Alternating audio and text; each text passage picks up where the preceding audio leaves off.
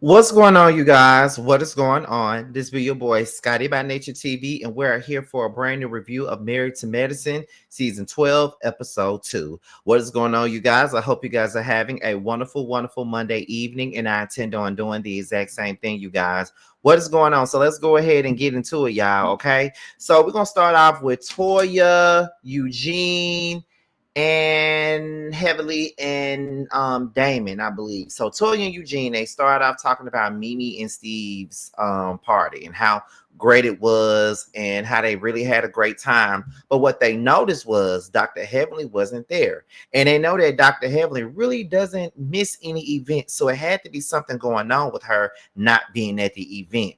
So back at the ranch, Dr. Heavenly is preparing to run for office. And she's talking to Damon about it. She's getting her head on straight. She's really talking about everything that she intends on doing if she wins this race.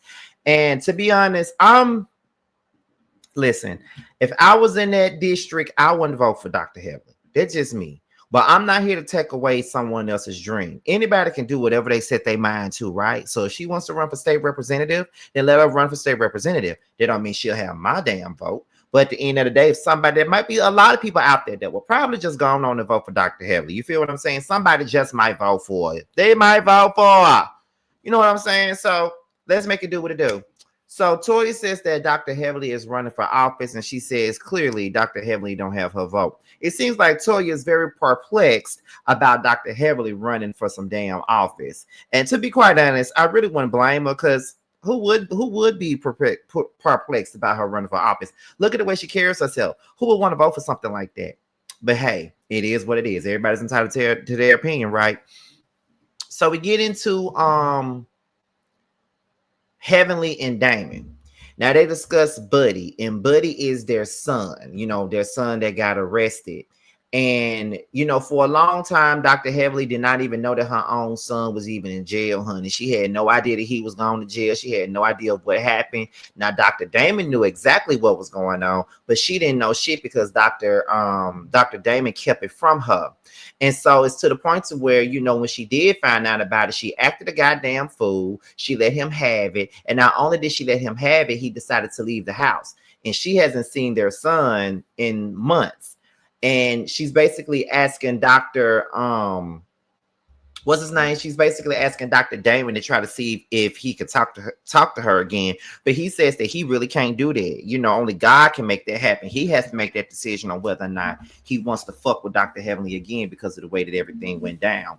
And so she's gonna pray for better. She's gonna hope that her son comes back and really, really, give her some peace of mind and just see if he'll really talk to her again. That's pretty much where she's at with that, to be honest. So we get into Dr. Contessa, right? Dr. Contessa is here worried about this clinic that she's trying to open and all of this money that they spend. They went into their 401k, they went into their savings, they didn't dump everything out so they can get this damn, facility in order. And Dr. Contessa is probably losing she's probably losing patients and stuff like that because their facility is not in the best of places of where it needs to be. They're still trying to fix it up. So who knows what's going to happen with that and who knows what's going to go down with that. But at the end of the day, that's just the truth of the matter. You feel what I'm saying? So that's all that's really going down with Contessa and Scott. And it's always nice to see Contessa and it's always nice to see Scott with his fine ass. That is one fine ass older man. I'm sorry, but he is fine. You know what I mean? Like, that's a fine man. I'm just saying. But that's pretty much the basis of that situation. That's all they really had going on in that scene. I was like, well, I ain't really got to really just talk about that too much. We can just move on to the next. So then we get into Toya, Simone, and Brandy. Now, we all know that Brandy is a nurse practitioner. She's in charge of the injections, the fillers, the Botox, all of the other stuff that she's in charge with. She knows Dr. Damon because she used to work for Dr. Damon. So she thanks Dr. Damon for, being her boss, being the person to put her in medicine. So then that is when Toya said she had a dream about Quad and King. And the dream was that I forgot what she said the dream was. I think it had something to do with them moving in together or something like that, because they've been very reluctant about that, because King don't want to move up in Quad house, but Quad don't mind him moving up in her house. And he says that if he moves in the house with her, it got to be something that they both are going to get and not just something that's hers. So then next thing you know, in the midst of it, she gets a phone call from her son, Toya does, and we find out that her dog drowned. Now, one thing about it, and two things for certain, sometimes people don't really, people that never had a pet or people that don't have a pet at all, they don't really realize how vital a pet is in a family home. Because I know that when my dog passed away, I was like 17, and we had that dog since I was 9. So we had that dog in the middle of my 4th grade year, and when I graduated from high school, he died. And I remember when we had to put him to sleep, and then they put him in a box, and we buried him at my great grandmother's backyard. And I haven't went out there and since then, though. I haven't went out there since then, but we know exactly where he's buried at. And I cried for days when my dog passed away. My dog was named Shamrock. I don't know if y'all watch WWF, but he was named after the wrestler Ken Shamrock.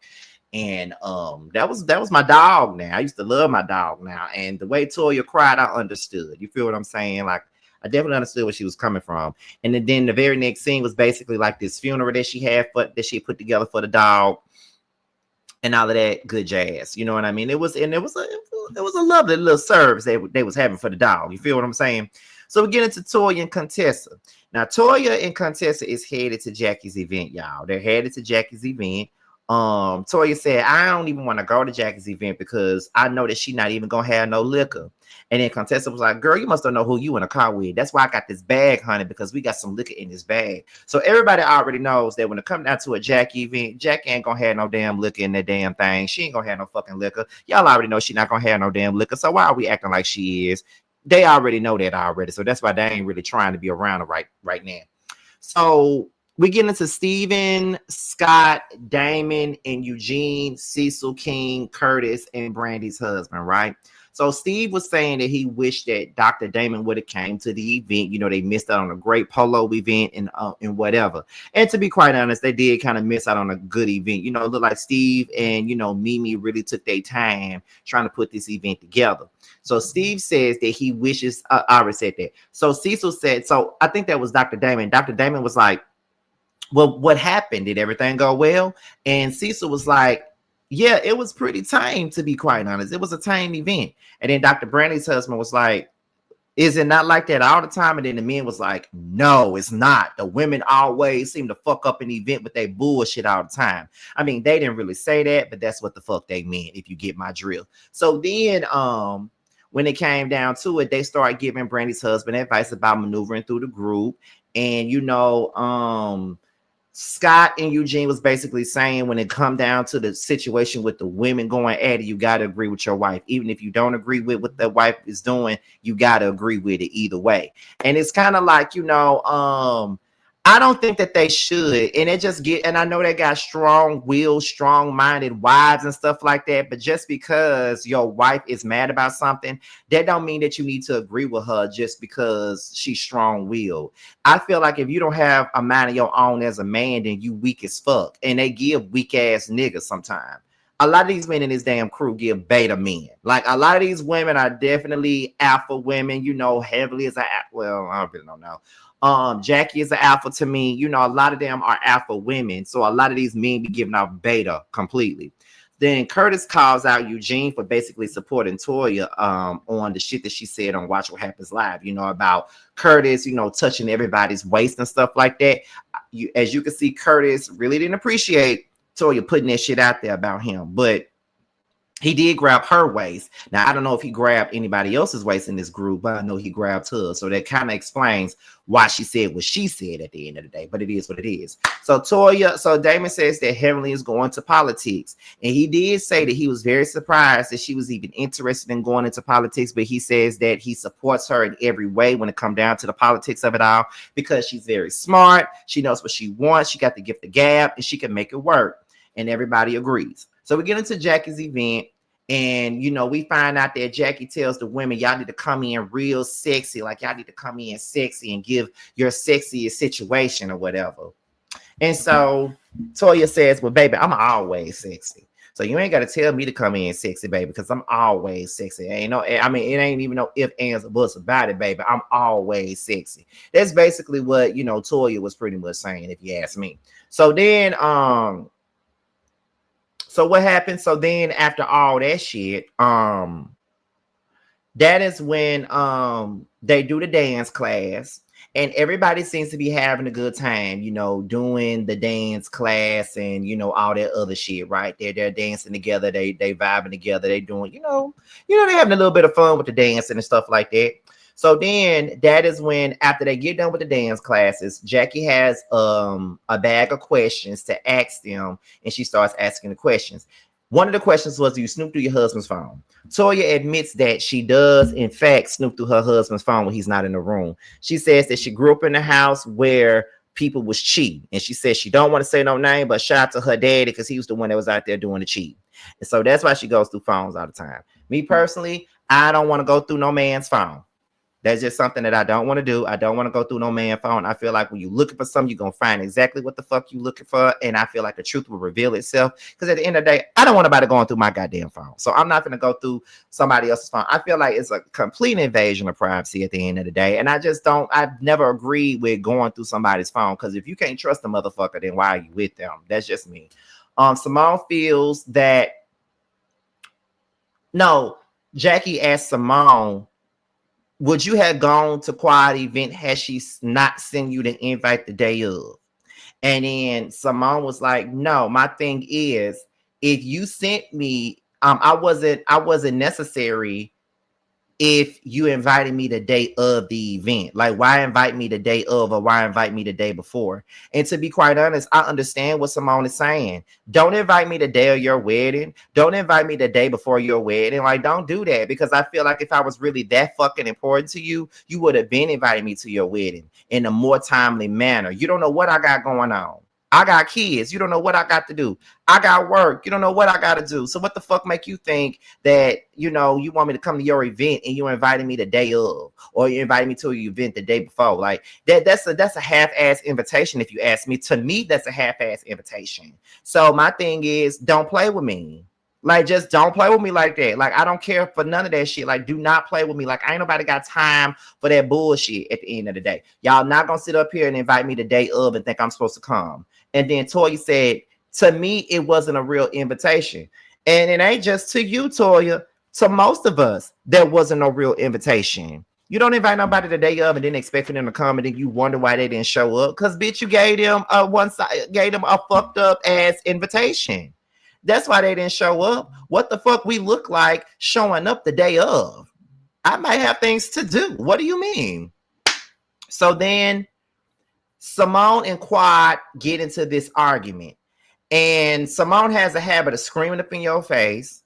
Not only does she have a habit of screaming up in your face, but she got a habit of pointing her fingers in your face and telling you this, and I'm gonna do this, and I'm gonna... First of all, it's one thing for you to be yelling in my face, but it's another damn thing when you point in my motherfucking face. If I tell you to stop pointing in my face, that's your warning.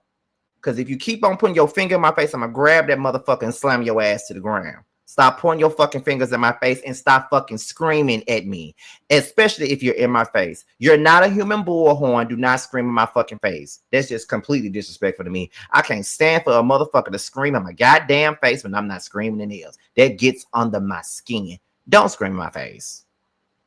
Like, don't scream in my motherfucking face. Nobody got time for that. So then they go back and forth. Quad says that she's tried with Simone.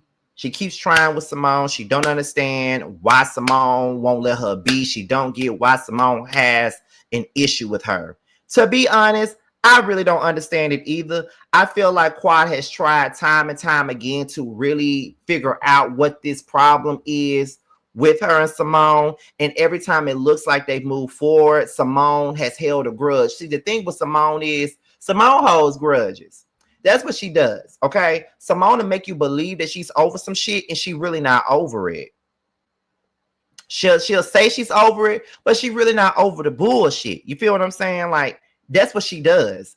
And to me, if you're not over it, just say you're not over it. If you don't want to get over it, Just say you don't want to get over it. Just say that it's going to take you some time to really get past the bullshit. That's what you got to do, because instead of you sit up in my face pretending like you don't, sitting up in my face acting like you over it, you're not. Then they get to doing all this damn soap opera style crying. It's just getting on my nerves between Simone and Quad. I don't know why the fuck they just can't make it happen. But to be honest, they here go Jackie. What y'all don't understand is these two love each other. They do. They love each other. Well, they have a very weird way of showing their love for one another. Okay, they do, because when I tell you I am so tired of the Quad and Simone of it all, like I'm so sick of that, because it just comes across like Simone wants somebody to kiss her motherfucking ass a lot of the time. Like, she wants you to kiss her ass. She wants you to bow down.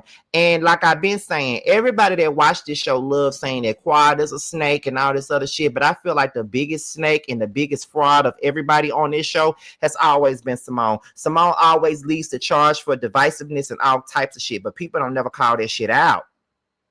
They blame Quad for all the division in this group, but it's really Simone that causes the division. Little do you know. I'm just being real. Now, I don't know why can't nobody see that but me, but okay. But if I was Quad, I would not keep trying with Simone. That's a dead ass issue to me. If I was her, I would not be trying with Simone. It ain't really worth constantly trying. Simone don't want it to be no peace at the end of the day. Because if she did, she would have been let the shit go a long time ago. But she ain't trying to let it go. And that's just what it is. So fuck all that. Like, I wouldn't even be trying with. Simone would be the last person I'd be trying with. So anyway, Quad apologizes to Simone. Simone apologizes to Quad, and I guess they'd have moved on, which I believe that they're going to get into it once again, because it's no Married to Medicine without Quad and Simone getting into it again. And it's annoying. And don't nobody really got time for that shit in the first place. No one does. So I'm just over it. I'm over them too. I'm just over it. So Heavenly says that she's running for state representative, and she calls out Toya. And she tells Toya, if you got any questions about me running for state representative, all you got to do is ask me, honey, and I'll give you an answer. And Toya says that when I found out that you were running for state representative, I thought it was a joke. I sincerely thought it was a joke, because how the fuck are you going to get the state together, but yet you can't even keep your friendships together? You can't even be cool with your friends that you've been friends with for all these years. You always creating bullshit with your friendships. So how the fuck are you going to get out here in politics and think you're going to run some shit with that when you can't even run your friendships correctly? To be honest, y'all can say what you want to say about Toya, but she had a goddamn point. I'm sorry, but she did. She had a point now. She had a point. You can't sit up here and talk about politics and shit. And I'm speaking for the people, but you don't even know how to listen to the people. When people are trying to give you their honest opinion and give you their takes, you don't listen to nothing that they say. You tend to overtalk, you scream and twist and shout and do all that other extra shit. So why would anybody want to vote for you looking at the way you act on this show? And so that's when Toya was like, if I'm thinking about a state representative, it wouldn't be you. It's not you.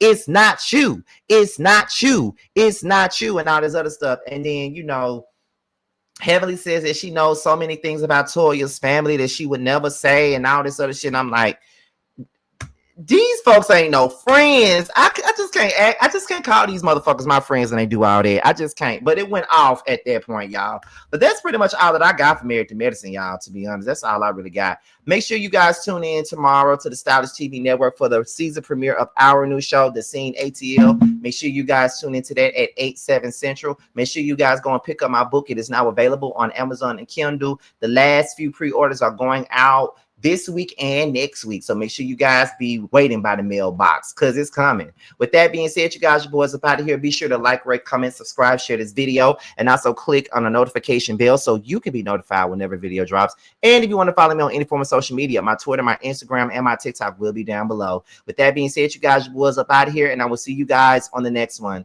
Bye. Things I wanna do to you. Try to hide deep in between those thighs. Ain't too proud to beg for what I want. Ain't too proud to beg for what I need. If it's good,